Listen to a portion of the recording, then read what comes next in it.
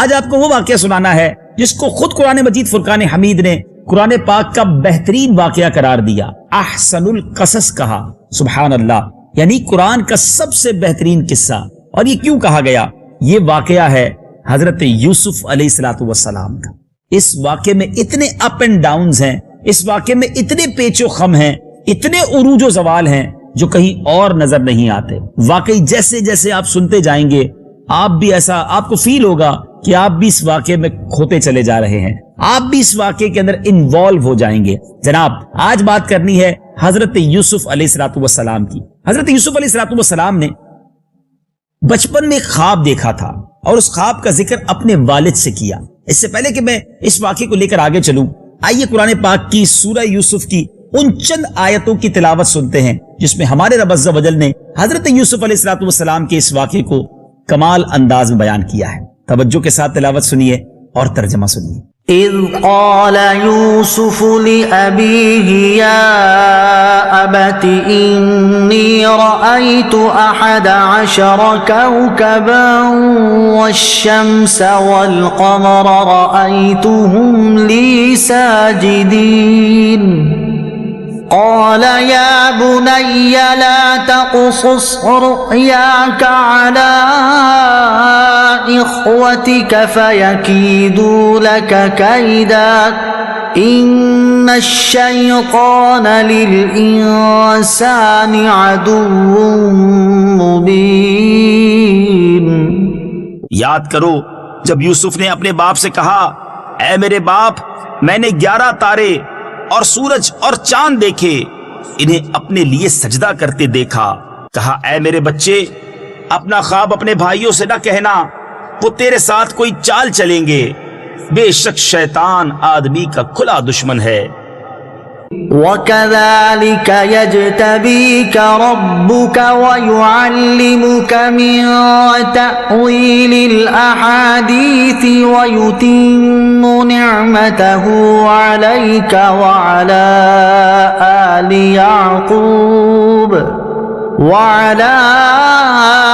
آلِ يَعْقُوبَ كَمَا أَتَمَّهَا عَلَى أَبَوَيْكَ مِن قَبْلُ إِبْرَاهِيمَ وَإِسْحَاقَ إِنَّ رَبَّكَ عَلِيمٌ حَكِيمٌ۔ لقد كان في يوسف وإخوته آيات للسائلين۔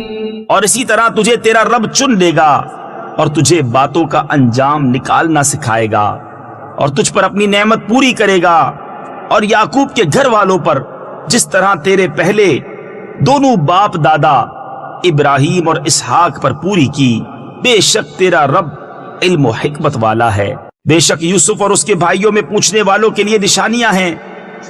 اذ قالوا ليوسف وأخوه أحب إلى أبينا منا ونحن عصبة إن أبانا لفي ضلال مبين اقتلوا يوسف أو اطرحوه أرضا يخل لكم وجه أبيكم وتكونوا من بعده قوما صالحين۔ جب بولے کہ ضرور یوسف اور اس کا بھائی ہمارے باپ کو ہم سے زیادہ پیارے ہیں اور ہم ایک جماعت ہیں، بے شک ہمارے باپ صراحتاً ان کی محبت میں ڈوبے ہوئے ہیں۔ یوسف کو مار ڈالو یا کہیں زمین میں پھینک آؤ کہ تمہارے باپ کا منہ صرف تمہاری ہی طرف رہے اور اس کے بعد پھر نیک ہو جانا۔ قال قائل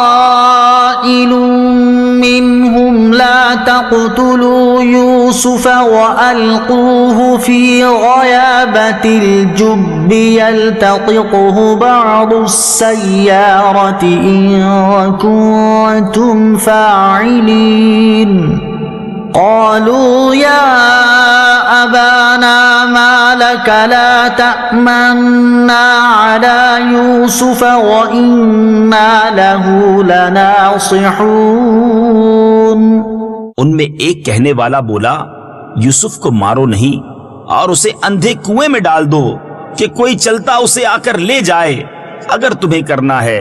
بولے اے ہمارے باپ، آپ کو کیا ہوا کہ یوسف کے معاملے میں ہمارا اعتبار نہیں کرتے اور ہم تو اس کے خیر خواہ ہیں۔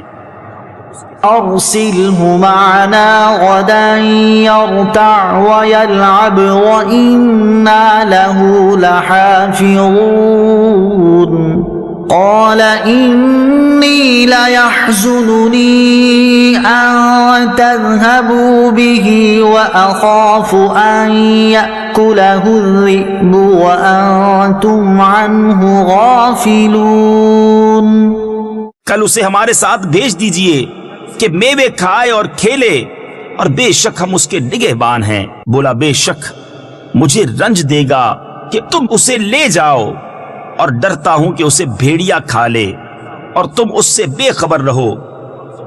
قالوا لئن أكله الذئب ونحن عصبة إنا إذا لخاسرون فلما ذهبوا به وأجمعوا أن يجعلوه في غيابة الجب وأوحينا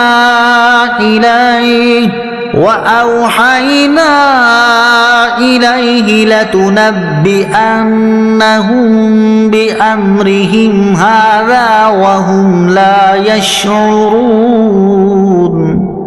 بولے اگر اسے بھیڑیا کھا جائے اور ہم ایک جماعت ہیں جب تو ہم کسی مصرف کے نہیں۔ پھر جب اسے لے گئے اور سب کی رائے یہی ٹھہری کہ اسے اندھے کنویں میں ڈال دیں، اور ہم نے اسے وحی بھیجی کہ ضرور تو انہیں ان کا یہ کام جتا دے گا ایسے وقت کے وہ نہ جانتے ہوں گے۔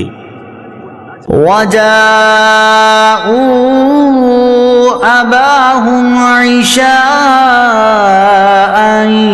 يَبْكُونَ قَالُوا يَا أَبَانَا إِنَّا ذَهَبْنَا نَسْتَبِقُ وَتَرَكْنَا يُوسُفَ عِندَ مَتَاعِنَا فَأَكَلَهُ الذِّئْبُ وَمَا أَنْتَ بِمُؤْمِنٍ لَنَا وَلَوْ كُنَّا صَادِقِينَ۔ اور رات ہوئے اپنے باپ کے پاس روتے ہوئے آئے، بولے اے ہمارے باپ، ہم دوڑ کرتے نکل گئے اور یوسف کو اپنے اسباب کے پاس چھوڑا تو اسے بھیڑیا کھا گیا، اور آپ کسی طرح ہمارا یقین نہ کریں گے اگرچہ ہم سچے ہوں۔ وَجَاءُوا عَلَى قَمِيصِهِ بِدَمٍ كَذِبٍ قَالَ بَلْ سَوَّلَتْ لَكُمْ أَنفُسُكُمْ أَمْرًا فَصَبْرٌ جَمِيلٌ وَاللَّهُ الْمُسْتَعَانُ عَلَى مَا تَصِفُونَ۔ وَجَاءَتْ سَيَّارَةٌ فَأَرْسَلُوا وَارِدَهُمْ فَأَدْلَى دَلْوَهُ قَالَ يَا بُشْرَى هَذَا غُلَامٌ وَأَسَرُّوهُ بِضَاعَةً وَاللَّهُ عَلِيمٌ بِمَا يَعْمَلُونَ۔ اور اس کے کرتے پر ایک جھوٹا خون لگا لائے، کہا بلکہ تمہارے دلوں نے ایک بات تمہارے واسطے بنا لی ہے تو صبر اچھا، اور اللہ ہی سے مدد چاہتا ہوں ان باتوں پر جو تم بتا رہے ہو۔ اور ایک قافلہ آیا، انہوں نے اپنا پانی لانے والا بھیجا تو اس نے اپنا ڈول ڈالا، بولا آہا کیسی خوشی کی بات ہے، یہ تو ایک لڑکا ہے، اور اسے ایک پونجی بنا کر چھپا لیا، اور اللہ جانتا ہے جو وہ کرتے ہیں۔ وَشَرَوْهُ بِثَمَنٍ بَخْسٍ دَرَاهِمَ مَعْدُودَةٍ وَكَانُوا فِيهِ مِنَ الزَّاهِدِينَ۔ وَقَالَ الَّذِي اشْتَرَاهُ مِن مِّصْرَ لِامْرَأَتِهِ أَكْرِمِي مَثْوَاهُ عَسَىٰ أَن ينفعنا أو نتخذه ولدا وكذلك مكنا ليوسف في الأرض ولنعلمه من تأويل الأحاديث والله غالب على أمره ولكن أكثر الناس لا يعلمون۔ اور بھائیوں نے اسے کھوٹے داموں گنتی کے روپوں پر بیچ ڈالا اور انہیں اس میں کچھ رغبت نہ تھی، اور مصر کے جس شخص نے اسے خریدا وہ اپنی عورت سے بولا انہیں عزت سے رکھو، شاید ان سے ہمیں نفع پہنچے یا ان کو ہم بیٹا بنا لیں۔ اور اسی طرح ہم نے یوسف کو اس زمین میں جماؤ یعنی ٹھکانہ دیا، اور اس لیے کہ اسے باتوں کا انجام سکھائیں، اور اللہ اپنے کام پر غالب ہے مگر اکثر آدمی نہیں جانتے۔ وَلَمَّا بَلَغَ أَشُدَّهُ آتَيْنَاهُ حُكْمًا وَعِلْمًا وَكَذَلِكَ نَجْزِي الْمُحْسِنِينَ۔ وراودته التي هو في بيتها عن نفسه وغلقت الأبواب وقالت هيت لك قال معاذ الله إنه ربي أحسن مثواي إنه لا يفلح الظالمون۔ اور جب اپنی پوری قوت کو پہنچا ہم نے اسے حکم اور علم عطا فرمایا، اور ہم ایسا ہی صلہ دیتے ہیں نیکوں کو۔ اور وہ جس عورت کے گھر میں تھا اس نے اسے لبھایا کہ اپنا آپا نہ روکے، اور دروازے سب بند کر دیے، اور بولی آؤ تمہیں سے کہتی ہوں۔ کہا اللہ کی پناہ، وہ عزیز تو میرا رب یعنی پرورش کرنے والا ہے، اس نے مجھے اچھی طرح رکھا، بے شک ظالموں کا بھلا نہیں ہوتا۔ وَلَقَدْ هَمَّتْ بِهِ وَهَمَّ بِهَا لَوْلَا أَن رَّأَىٰ بُرْهَانَ رَبِّهِ كَذَٰلِكَ لِنَصْرِفَ عَنْهُ السُّوءَ وَالْفَحْشَاءَ إِنَّهُ مِنْ عِبَادِنَا الْمُخْلَصِينَ۔ واستبق الباب وقدت قميصه من دبر وألف يا سيدها لدى الباب قالت ما جزاء من أراد بأهلك سوءا إلا أن يسجن أو عذاب أليم۔ اور بے شک عورت نے اس کا ارادہ کیا، اور وہ بھی عورت کا ارادہ کرتا اگر اپنے رب کی دلیل نہ دیکھ لیتا۔ ہم نے یوں ہی کیا کہ اس سے برائی اور بے حیائی کو پھیر دیں، بے شک وہ ہمارے چنے ہوئے بندوں میں سے ہے۔ اور دونوں دروازے کی طرف دوڑے، اور عورت نے اس کا کرتا پیچھے سے چیر لیا، اور دونوں کو عورت کا میاں دروازے کے پاس ملا۔ بولی کیا سزا ہے اس کی جس نے تیری گھر والی سے بدی چاہی، مگر یہ کہ قید کیا جائے یا دکھ کی مار۔ قال هي راودتني عن نفسي وشهد شاهد من أهلها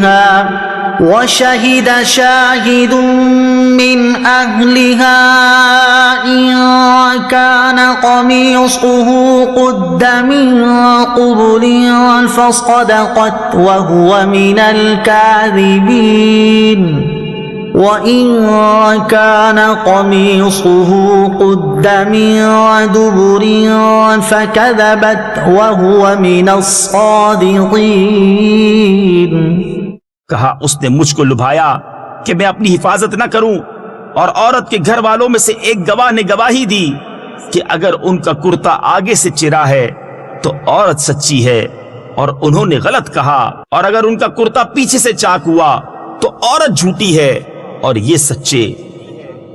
فلما رأى قميصه قد من دبر قال إنه من كيدكم إن كيدكن عظيم يوسف أعرض عن هذا واستغفري لذنبك إنك كنت من الخاطئين۔ اور جب عزیز نے اس کا کرتا پیچھے سے چرا دیکھا بولا بے شک یہ تم عورتوں کا چرتر یعنی فریب ہے، بے شک تمہارا چرتر یعنی فریب بڑا ہے، اے یوسف تم اس کا خیال نہ کرو، اور اے عورت تو اپنے گناہ کی معافی مانگ، بے شک تو خطا واروں میں ہے۔ اب ناظرین جو یہ آیت ہے اذ قال یوسف لأبیہ یا ابت انی رأیت احد عشر کوکبا کوکبا والشمس والقمر رأیتہم لی ساجدین، کیا ترجمہ ہے ذرا غور سے سنیے۔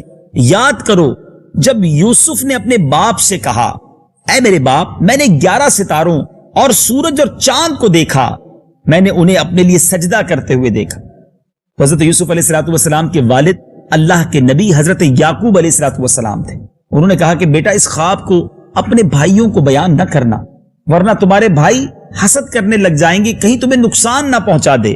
حضرت یعقوب علیہ السلام نے جو اپنے بیٹے کو جواب دیا وہ بھی قرآن نے کیا خوبصورت انداز میں بیان کیا۔ چنانچہ قرآن کہتا ہے قال یا بنی لا تقصص رؤیاک علی اخوتک فیکیدوا لک کیدا ان الشیطان للانسان عدو مبین۔ کیا کہا انہوں نے کہ فرمایا اے میرے بچے اپنا خواب اپنے بھائیوں کے سامنے بیان نہ کرنا ورنہ تمہارے خلاف کوئی سازش کریں گے، بے شک شیطان آدمی کا کھلا دشمن ہے، اوپن اینیمی اس شیطان انہو لکم عدو مبین۔ کاش یہ ہم سمجھنے میں کامیاب ہو جائیں کہ ہم سب کا سب سے بڑا دشمن شیطان ہے، وہ بھائی بھائی کے درمیان حسد ڈال دیتا ہے، جدائی ڈال دیتا ہے، مسلمان کو برے کاموں کی طرف لگا دیتا ہے۔ میرا یہ ٹاپک نہیں ہے ورنہ بات قرآن کی یہی اگر ہم سمجھ جائیں کہ ہمارا دشمن کون ہے، ہم نے بچنا کس کے واروں سے ہے، مگر آج ایسا لگتا ہے بدقسمتی سے کہ مسلمانوں نے شیطان ہی سے دوستی لگائی ہوئی ہے، نہ جانے کتنے برے کاموں میں وہ لگا دیتا ہے اور ہم اس کی بات مان لیتے ہیں۔ بہرحال اب کیا ہوا، حضرت یوسف علیہ السلام کی عمر ایک روایت کے مطابق 7 سال تھی۔ آپ کے بھائی حسد کرنے لگے کیونکہ حضرت یوسف علیہ السلام کے مزید 11 بھائی تھے، سگے بھائی حضرت بنیامین تھے، وہ ایک ہی ماں کے ساتھ اور ایک ہی والد کے یعنی سگے بھائی تھے، اور باقی جو آپ کے 10 بھائی تھے ان کے نام بھی سن لیجئے، وہ ان کی والدہ اور تھی، اور ان بھائیوں کے نام یہودا، روبیل، شمعون، لاوی، زبولون، یسجر، دان، نفتائی، جاد، آشر، اور پھر یہ 2 بھائی یوسف اور بنیامین، ٹوٹل ملا کے 12 ہوتے ہیں۔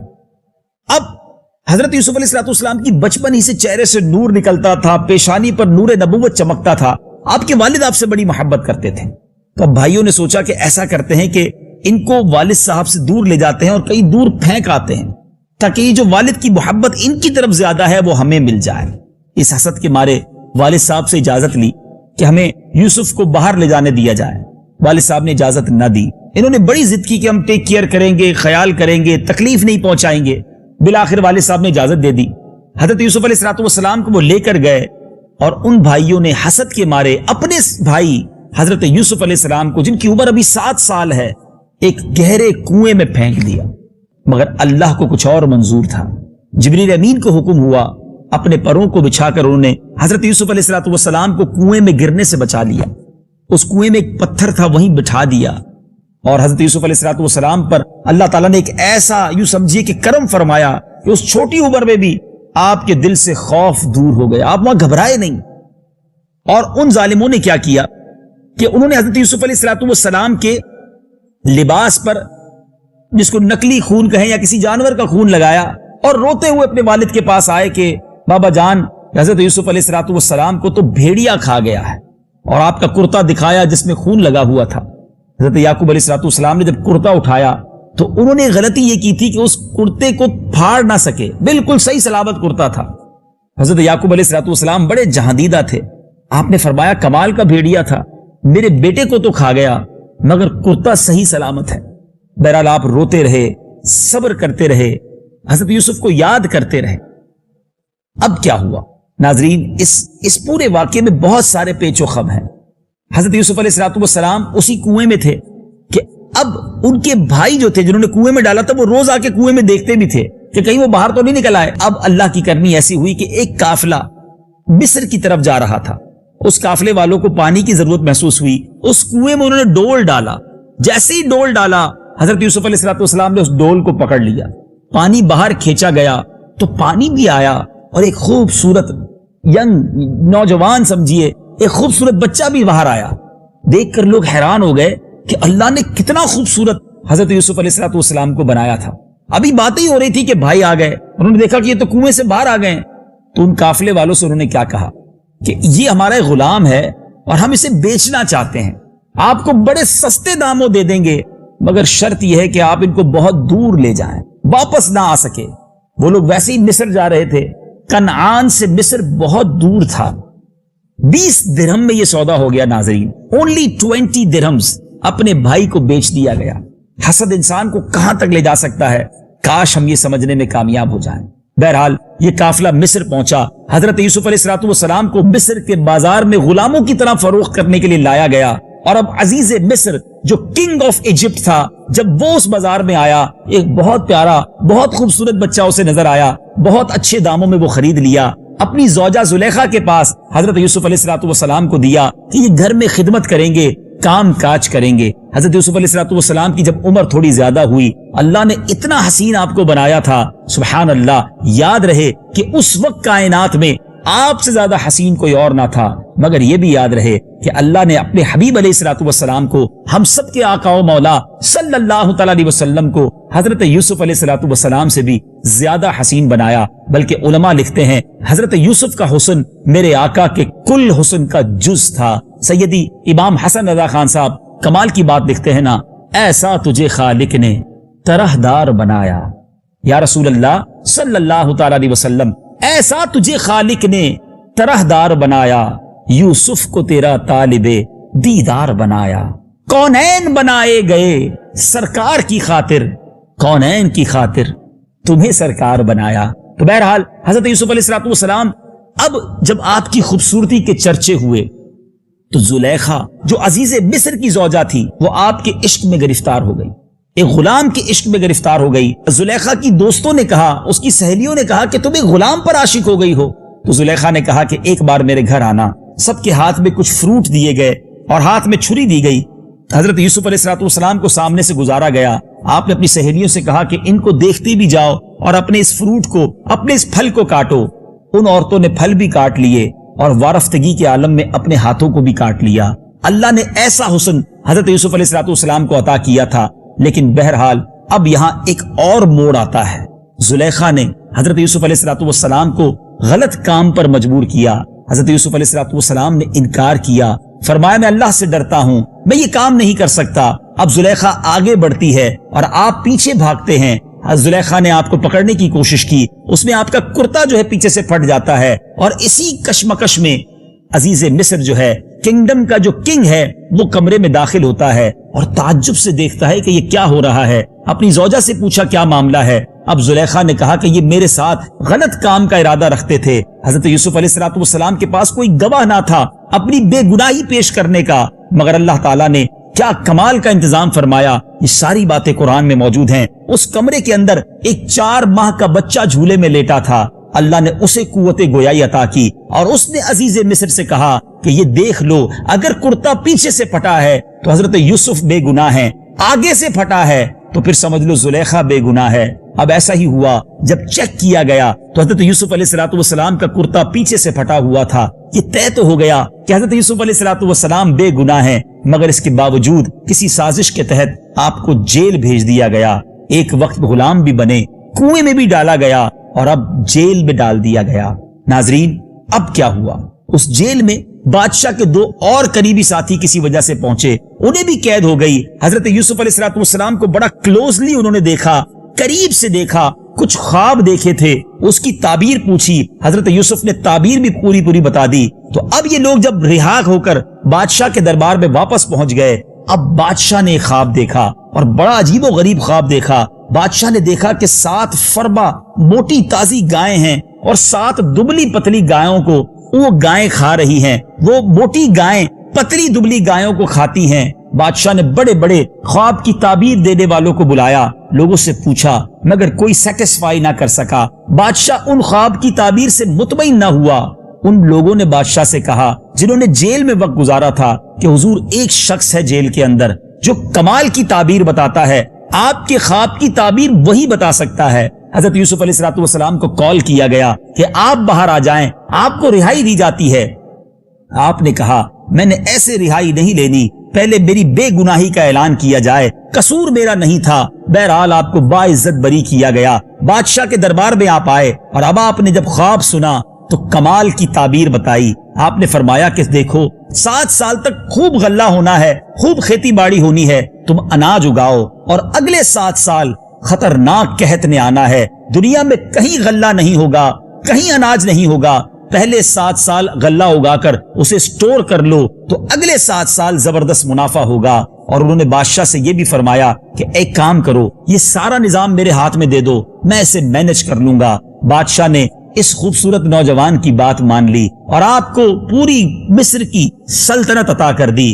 अल्लाह की शान देखें, आपने कुछ अरसे गुलामी की जिंदगी जरूर गुजारी, मगर अब बादशाह ने सल्तनत की जिम्मेदारी आपके हवाले कर दी। गोया आप उस वक्त के सबसे बड़े वजीर, उस वक्त के वजीर आजम बन गए। और अब ऐसा ही हुआ, 7 साल आपने लोगों को इस काम पे लगा दिया, हर तरफ गल्ला उग रहा था, खेती बाड़ी हो रही थी और अनाज स्टॉक भी किया जा रहा था। जैसे ही 7 साल पूरे हुए, अब पूरी दुनिया में कहत आ गया, कहीं अनाज का दाना नहीं था। दूर दूर से लोग मिस्र आते थे अपना अनाज खरीदने, अपना माल दे जाते, अपनी चीजें बेच जाते। अनाज की जरूरत थी। अब इस कहानी में, अब इस किस्से में एक और अजीब मोड़ आता है कि हजरत यूसुफ अलैहिस्सलाम के जो भाई थे कनान में, उनको भी अनाज चाहिए था, वो भी मिस्र आए अपना अनाज खरीदने के लिए। जैसे ही हजरत यूसुफ के दरबार में आए, हजरत यूसुफ ने अपने भाइयों को पहचान लिया। भाइयों के तो वहमो गुमान में नहीं था ना कि जो ये बादशाह, ये जो बड़ा वजीर बैठा है, ये हमारा भाई हो सकता है। हजरत यूसुफ अलैहिस्सलाम ने उन्हें गल्ला भी दिया और अपने कारिंदों से, अपने गुलामों से कहा कि जो पैसे इन्होंने गल्ले के बदले दिए हैं वो भी इनके सामान में डाल दो। हजरत यूसुफ अलैहिस्सलाम ने उनसे सवाल किया, तुम्हारा एक और भाई भी तो है? उन्होंने कहा हमारा एक भाई है, उसका नाम बनियामीन है। आपने कहा अगली बार उसको लेकर आना, अगर उसे लेकर नहीं आओगे तो गल्ला नहीं मिलेगा। ये लोग वापस गए, अपने अनाज के बोरे जब खोले तो माल उसी के अंदर मौजूद था। अपने वालिद हजरत याकूब से कहा, हुजूर कैसा कमाल का बादशाह है, अनाज भी दिया, पैसे भी लौटा दिए, मगर अगली बार हमें बनियामीन को ले जाना होगा। हजरत याकूब कहते, मैं अपना दूसरा बेटा तुम्हें नहीं दूंगा। आज तक यूसुफ के गम में मुब्तला हूँ। आज रोते रोते उनकी बीनाई कमजोर हो चुकी थी, मगर जब गल्ले की जरूरत पड़ी, भाइयों ने फिर वालिद की मिन्नतें की, हमें एक बार मौका दीजिए, अब हम बनियामीन का ख्याल रखेंगे, कोई तकलीफ नहीं पहुंचाएंगे। बहरहाल बड़े अहदो पैमा के बाद हजरत याकूब अलैहिस्सलाम ने बनियामीन को ले जाने की इजाजत दे दी। अब ये बनियामीन को लेकर जब हजरत यूसुफ अलैहिस्सलाम के दरबार में आते हैं, फिर गल्ला लेने आते हैं, हजरत यूसुफ अलैहिस्सलाम ने बनियामीन को अपने साथ बिठा लिया और कान में बता दिया कि मैं ही तुम्हारा भाई यूसुफ हूँ। और अब उन लोगों से कहा कि जाओ अपना गल्ला ले जाओ और वालिद गिरामी को लेकर आओ, अपने वालिद को लेकर आओ। वो रोने लग गए कि हुजूर हमने पहले भाई के साथ भी बहुत गलत किया है, अगर दूसरे को वापस नहीं ले जाएंगे तो वालिद साहब तो रो रो कर हलकान हो जाएंगे। पहले ही छोटे भाई के गम में वो बहुत रोते हैं, उनकी बीनाई कमजोर हो गई है। हजरत यूसुफ अलैहिस्सलाम ने जब ये सुना तो अपना कुर्ता हजरत याकूब अलैहिस्सलाम के लिए अपने भाई को दिया कि जाओ ये कुर्ता उनकी आंखों पर डाल देना और सुनो, मैं ही तुम्हारा भाई यूसुफ हूँ। अल्लाह अकबर। जब उन भाइयों ने ये सुनना था तो उनकी तो जिसको कहते हैं ना शॉक्ड कैफियत में आ गए, आंखें फटी की फटी रह गई कि वो भाई जिसके साथ हमने ऐसा सलूक किया था, आज वो बादशाह बनने के बाद हमें सजा नहीं दे रहा, हमें पनिश नहीं कर रहा, बल्कि हम पर आज भी करम नवाजियां कर रहा है। खुशी के आलम में आपका एक भाई जिसका नाम यहूदा था, वो दौड़ता हुआ बहुत लंबा सफर करके बगैर रुके वो हजरत याकूब अलैहिस्सलाम के पास पहुंचा। उनका कुर्ता जब उनकी आंखों पे डाला गया, आपकी आंखें रोशन हो गई। आपने कहा मैं अपने बेटे यूसुफ की खुशबू सुन रहा हूँ, मुझे अपने बेटे यूसुफ की खुशबू आ रही है। बहरहाल अब बड़े एहतराम के साथ, बड़ी इज्जत के साथ हजरत याकूब अलैहिस्सलाम मिस्र आते हैं। हजरत यूसुफ अलैहिस्सलाम की वालिदा भी साथ आती हैं और सुभान अल्लाह वो मंजर कायनात ने देखा कि आपने अपने वालिद गिरामी का کس پیارے انداز میں، شاہانہ انداز میں ہزاروں کے لشکر کے ذریعے بارڈر آف مصر پر جا کر استقبال کیا. باپ بیٹے کی ملاقات کئی سالوں بعد ہوئی، گلے مل کر رونے لگے اور پھر اس شاہی قافلے کو محل میں لایا گیا. حضرت یوسف علیہ السلام نے اپنے والد کو، اپنی والدہ کو اور اپنے بھائیوں کو اپنے قریب بٹھایا. سبحان اللہ، بڑا احترام دیا. اور اب کمال یہ ہوا ناظرین کہ ان سب نے حضرت یوسف علیہ السلام کو وہاں سجدہ کیا. یاد ہوگا آپ کو اس پروگرام کے شروع میں نے بیان کیا تھا کہ آپ نے خواب دیکھا تھا، اور وہ خواب یہ تھا کہ 11 ستارے، چاند اور سورج مجھے سجدہ کر رہے ہیں. اس خواب کی تعبیر اب پوری ہو رہی ہے. 11 بھائی ہیں، والد اور والدہ سب حضرت یوسف کو سجدہ کرتے ہیں. یاد رہے ناظرین، میرے آقا علیہ السلام کے دور سے پہلے تعظیم کا سجدہ الاؤ تھا. لوگ تعظیم میں کسی کو سجدہ کر سکتے تھے. عبادت کا سجدہ تو کبھی بھی اسلام میں جائز نہ رہا اور وہ کفر ہے. مگر نبی پاک علیہ السلام نے دنیا میں تشریف لا کر یہ اعلان کر دیا کہ آج کے بعد تعظیمی سجدہ بھی کوئی کسی کو نہیں کر سکتا. وہ فرمان آپ کو یاد ہوگا کہ نبی پاک نے کچھ اس طرح فرمایا کہ اگر کسی کو سجدہ کرنے کی اجازت ہوتی تو میں زوجہ کو کہتا، عورت کو کہتا کہ وہ اپنے شوہر کو سجدہ کرے. بہرحال ناظرین، یہ قرآن کا ایک ایسا امیزنگ واقعہ ہے، اس میں اتنے اپ اینڈ ڈاؤنز ہیں. میں نے بہت شارٹ ٹائم میں بڑا سمرائز کر کے آپ کے سامنے یہ واقعہ بیان کیا ہے، مگر میں آپ کو دعوت ضرور دوں گا کہ اس واقعے کو قرآن کی تفسیر میں جا کر خود پڑھیں اور پڑھ کر ایمان تازہ کریں. قرآن پاک کے 12ویں پارے میں سورہ یوسف موجود ہے، ضرور پڑھیے، اس کی تفصیل پڑھیے اور ایمان تازہ کیجیے. اب آتے ہیں میسج کی طرف. اس واقعے سے ویسے تو بڑے میسج ملتے ہیں کہ حسد کتنی بری بلا ہے. اپنے آپ کو حسد سے بچائیے. اگر کسی بھائی کو، کسی دوست کو کوئی نعمت مل رہی ہے تو دل میں برا نہ جانے، اللہ سے کہیں یا اللہ اسے اور ترقی دے، مجھے بھی ترقی دے. لیکن آج بدقسمتی سے ہمارے کسی کلوز فرینڈ، ہمارے کسی فیملی ممبر کو ترقی ملتی ہے تو دوسرے کو تکلیف ہونا شروع ہو جاتی ہے. حسد پھر اور کس شے کا نام ہے؟ حدیث پاک کا مضمون ہے، حسد نیکیوں کو اس طرح کھا جاتا ہے جس طرح آگ لکڑیوں کو کھا جاتی ہے. ناظرین، اسی طرح اس واقعے سے ایک اور سبق مل رہا ہے کہ انسان کے ساتھ جب کوئی برا کرے نا اور آپ کو موقع ملے بدلہ لینے کا، اللہ کی رضا کے لیے معاف کر دیں. سبحان اللہ، سبحان اللہ. کمال کی سیرت ہے حضرت یوسف علیہ السلام کی کہ جن بھائیوں نے آپ کو کنویں میں ڈال دیا، جن بھائیوں نے آپ کو بیچ دیا، اپنے والد سے دور کر دیا، مگر جب آپ کو بادشاہت ملی تو آپ نے بھائیوں کے ساتھ کیا سلوک کیا؟ معاف کر دیا، درگزر کر دیا، عزتیں دی. اے کاش اللہ کے اس نبی کی سیرت سے ہم یہ پہلو، یہ بات سیکھنے میں کامیاب ہو جائیں. آج تو انسان کہتا ہے نہیں جناب میں بدلہ لوں گا، میں بتاؤں گا میں کون ہوں، ٹٹ فار ٹٹ، جیسے کو تیسا. اینٹ کا جواب پتھر سے دینا چاہیے جناب، بدلہ نہیں لیں گے تو لوگ کیا کہیں گے؟ نہیں ناظرین، اللہ کے لیے معاف کر دینا یہ بڑے لوگوں کا کام ہے. میں آخر میں آپ کو ایک حدیث پاک سنانا چاہتا ہوں. میرے آقا مدینے والے مصطفیٰ صلی اللہ تعالی علیہ وسلم فرماتے، پہلوان وہ نہیں جو کسی کو غصے کے وقت پچھاڑ دے، پہلوان وہ ہے جو غصے کے وقت اپنے آپ پر قابو رکھے.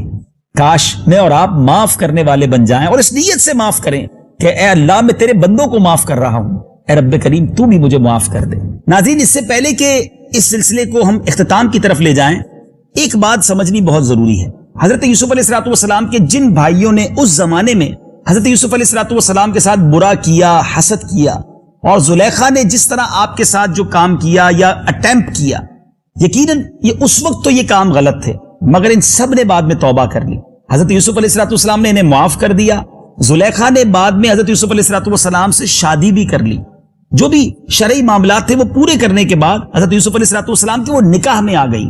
تو اب حضرت زلیخا کے بارے میں بھی کوئی برے الفاظ ہم نہیں استعمال کر سکتے، اور حضرت یوسف علیہ السلام کے بھائیوں کو بھی برے نام سے یاد نہیں کرنا چاہیے. وہ اللہ کے نیک بندے بعد میں بن گئے توبہ کرنے کے بعد.